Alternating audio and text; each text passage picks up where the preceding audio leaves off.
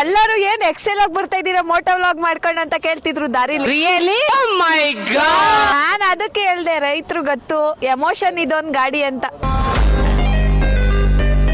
ಇವಾಗ ಹರ್ಷ ಅವ್ರಿಗೆ ಫೋನ್ ಮಾಡೋಣ. ಅವ್ರು ಇಲ್ಲೇ ಕೊರಡ್ಕೆರೆಲ್ಲೇ ಓಡಾಡ್ತಿರ್ತಾರೆ, ಬರ್ತಾರೇನೋ ಕೇಳೋಣ. ಆಯ್ತಾ ಊಟ?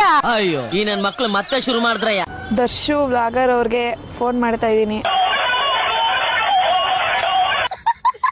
ನಮಸ್ಕಾರ, ಎಲ್ಲಿದ್ದೀರಾ? ಬರ್ತೀರಾ? ಕೊರಡ್ಕೆರೆಗೆ ಬಂದಿದ್ದೀನಿ, ಕಂಟೆಂಟ್ ಮಾಡ್ತಾ ಇದೀನಿ ಸ್ವಲ್ಪ.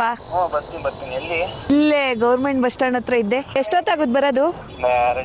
2 hours later. ಇಲ್ಲ, ಸುಮ್ನೆ ಕಂಟೆಂಟ್. ಒಂದ್ ಕಡೆ ಅದನ್ನ ಕೇಳಿಸ್ಕೊಡ್ತಾ ಇದ್ರೆ ಬರಸಿಡಿಲು ಬಿಡದಂಗ ಆಗ್ಬಿಡ್ತು.